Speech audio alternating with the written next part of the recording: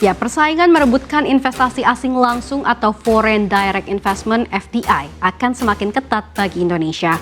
Pasalnya, negara tetangga Indonesia tengah bersemangat membangun kawasan ekonomi khusus. Kawasan ekonomi ini rencananya akan jadi pusat teknologi dan juga keuangan Asia Tenggara. Tapi kenapa Indonesia nggak diajak? Malah cuma Singapura, Malaysia aja berdua. Hal ini tentunya menjadi kabar buruk bagi Indonesia yang ingin menggait FDI dan mengembangkan pertumbuhan industri di tanah air. Sebagai catatan, Singapura dan Malaysia resmi menandatangani perjanjian pembentukan zona ekonomi khusus Johor Singapura. Indonesia nggak diajak cari duit sama tetangga. Indonesia pasti melihat ini ya cukup iri lah dengan Malaysia. Malaysia mendapat sumbangan FDI dari Singapura. Persoalan kita, kenapa Indonesia tertinggal dari negara-negara sekeliling, terutama dari Singapura dan Malaysia. Ya, kenapa?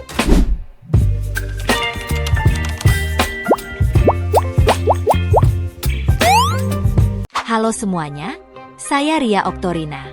Pada kesempatan kali ini, kita akan membahas topik yang cukup menarik dan mungkin memancing perhatian, yaitu mengenai kerjasama besar yang dilakukan oleh Malaysia dan Singapura. Dalam proyek besar ini, tampaknya Indonesia tidak dilibatkan, sehingga menimbulkan berbagai pertanyaan di masyarakat. Namun, daripada melihat ini dari sisi negatif, mari kita gunakan pembahasan ini sebagai pembelajaran untuk mengambil hal-hal positif yang dapat diterapkan demi kemajuan bangsa kita. Ya, persaingan merebutkan investasi asing langsung atau Foreign Direct Investment (FDI) akan semakin ketat bagi Indonesia. Pasalnya, negara tetangga Indonesia tengah bersemangat membangun kawasan ekonomi khusus. Penasehat khusus Presiden Prabowo Subianto di bidang ekonomi dan pembangunan nasional Bambang Brojonegoro mengakui hal ini. Saat ini Indonesia menghadapi persaingan yang makin berat dalam berebut aliran investasi asing.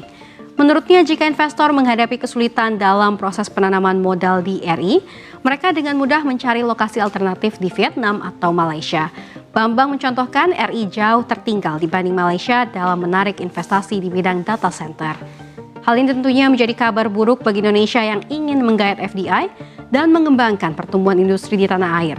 Sebagai catatan, Singapura dan Malaysia resmi menandatangani perjanjian pembentukan zona ekonomi khusus Johor Singapura atau JSSEZ pada pertemuan puncak pemimpin kedua negara ke-11 atau Leaders Retreat di Putrajaya, Malaysia pada Selasa 7 Januari 2025. Indonesia nggak diajak cari duit sama tetangga. Singapura dan Malaysia kerjasama dengan membangun kawasan ekonomi khusus yang berlokasi di Johor, Malaysia. Kawasan ekonomi ini rencananya akan jadi pusat teknologi dan juga keuangan Asia Tenggara. Tujuan utamanya adalah memperlancar pergerakan barang dan juga manusia, serta menarik investasi bagi perusahaan asing. Apa efeknya untuk Indonesia?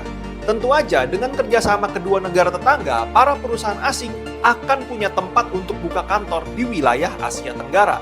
Karena areanya udah disiapin, dapat insentif pajak, rendah juga dengan korupsi, birokrasinya juga lebih mudah, serta yang paling penting adalah SDM-nya berkualitas. Menurut gue, harusnya Indonesia tuh mengajak Singapura dan Malaysia untuk ngebuka kawasan seperti ini dengan lokasi di Batam. Kenapa? Karena Batam dekat dengan Singapura dan juga Johor. Plus, jadi wilayah pergerakan barang tiap hari di laut. Gimana pendapat kalian tentang Indonesia yang gak diajak oleh kedua tetangga? Persoalan kita, kenapa Indonesia tertinggal dari negara-negara sekeliling, terutama dari Singapura dan Malaysia. Ya, kenapa? Karena jumlah entrepreneur itu kecil banget.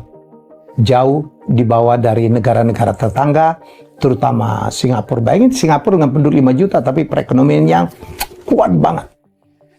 Jawabannya di situ. Ada Cleveland ya, seorang ekonom dari Amerika mengatakan syarat untuk negara maju itu pengusahanya harus minimal 2%. Saya nggak tahu Indonesia sekarang. Dulu pernah 0, sementara Singapura udah 7%. Amerika mungkin 10-11%. Apakah Indonesia harus khawatir dengan pertemuan pemimpin Malaysia Singapura tentang kesepakatan kawasan ekonomi khusus Johor yang saat ini bisa menarik banyak investasi global yang konon katanya bisa mendatangkan 20.000 lapangan kerja hingga 5 tahun ke depan. Jujur ini hal yang sangat menarik ya teman-teman. Indonesia pasti melihat ini ya cukup iri lah dengan Malaysia. Malaysia mendapat sumbangan FDI dari Singapura, Indonesia ya dapat tapi ya nggak banyak-banyak banget. Kita tahu ya FDI ini emang sangat penting, apalagi Indonesia menargetkan perekonomian tumbuh 8%. Indonesia membutuhkan kurang lebih 100 miliar US dollar FDI untuk masuk ke Indonesia. Jika ini tidak tercapai, maka ya pertumbuhan ekonomi 8% itu hanya omong-omong saja.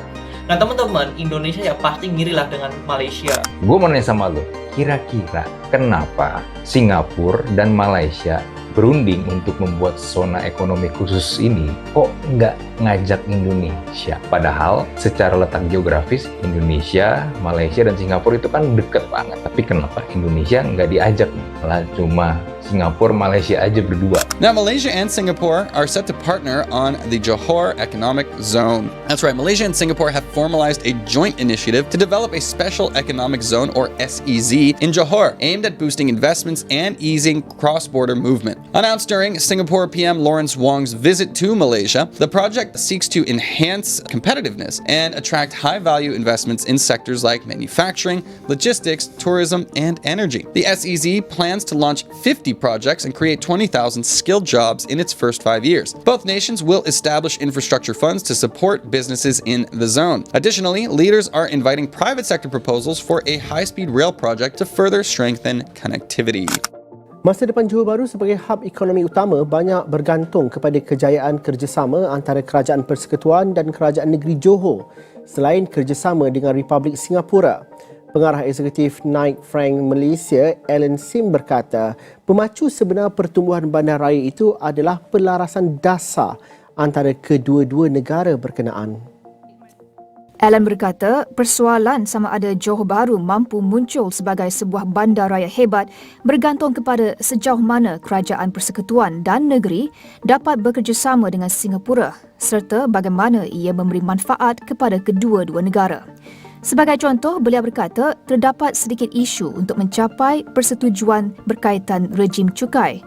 Namun, apabila sistem itu dapat berfungsi untuk kedua-dua negara, Johor Bahru mampu bergerak pantas berbanding bandar-bandar lain. Beliau berkata demikian dalam sesi perbincangan panel acara Persidangan Hartanah Tahunan siri CEO Forum Ekonomi dan Perniagaan 2025, Anjuran Badan Pemikir, Latihan dan Penyelidikan Hartanah Institut Reda. Sebelum ini, Kementerian Kewangan dan Kerajaan Negeri Johor mengumumkan pakej insentif untuk GSSEZ yang berkuat kuasa 1 Januari 2025 yang membolehkan pelabur layak mendapat pelbagai insentif. Ia termasuk kadar cukai korporat khas, tumpuan pembangunan utama serta kadar cukai khas untuk pekerja berpengetahuan. Jika kita melihat kerjasama Malaysia dan Singapura, hal ini sebenarnya mencerminkan bagaimana pentingnya sinergi antar negara untuk mencapai tujuan bersama. Kedua negara ini sering menunjukkan kemampuan mereka untuk berkolaborasi dalam berbagai sektor, mulai dari ekonomi, infrastruktur, hingga teknologi. Salah satu contohnya adalah proyek pengembangan konektivitas transportasi, seperti pembangunan sistem kereta cepat atau inisiatif perdagangan lintas batas yang semakin mempererat hubungan ekonomi mereka. Meskipun Indonesia tidak dilibatkan dalam proyek tertentu, ini bukanlah alasan untuk berkecil hati. Sebaliknya, kita bisa melihat ini sebagai pengingat akan pentingnya memperkuat posisi dan daya tawar Indonesia di kancah internasional. Salah satu caranya adalah dengan terus meningkatkan kualitas sumber daya manusia, infrastruktur, dan kebijakan ekonomi kita agar lebih kompetitif dan menarik perhatian negara lain untuk bekerja sama. Dalam konteks ini, kita juga perlu memahami bahwa setiap kerjasama internasional memiliki pertimbangan strategis yang melibatkan berbagai faktor, seperti kepentingan ekonomi, geografis, dan hubungan bilateral. Bukan berarti Indonesia tidak dipandang penting, melainkan mungkin karena fokus proyek tersebut lebih relevan dengan kebutuhan kedua negara yang bekerja sama. Oleh karena itu, daripada mempertanyakan mengapa kita tidak dilibatkan, lebih baik kita fokus pada bagaimana membangun potensi yang kita miliki sehingga Indonesia menjadi mitra yang tak tergantikan dalam proyek-proyek besar di masa depan. Sebagai bangsa yang besar, Sudah sepatutnya kita belajar dari keberhasilan negara lain tanpa merasa tersaingi. Kerjasama seperti yang dilakukan oleh Malaysia dan Singapura adalah contoh bagaimana sebuah visi besar dapat dicapai melalui kolaborasi. Kita bisa menerapkan pelajaran ini di dalam negeri, misalnya dengan memperkuat koordinasi antara pemerintah pusat dan daerah, mempercepat pembangunan infrastruktur, dan mendorong inovasi di berbagai sektor. Pada akhirnya, penting bagi kita untuk tidak saling menyalahkan atau merasa tersisih. Sebaliknya, mari kita gunakan momen ini untuk merefleksikan bagaimana Indonesia bisa menjadi lebih baik. Jadikan setiap tantangan sebagai peluang untuk berkembang dan terus berkontribusi bagi kemajuan bangsa. Terima kasih telah menyimak pembahasan kali ini. Saya, Ria Oktorina, berharap video ini dapat memberikan wawasan baru sekaligus inspirasi untuk kita semua. Jangan lupa untuk tetap mendukung konten-konten yang mengedukasi, dan sampai jumpa di pembahasan menarik berikutnya. Baby, you give me ice and fire. You're giving me wind and rain. You're some kind of butterfly. Baby, you give me midnight. You whip up my appetite. Don't leave me here high and dry.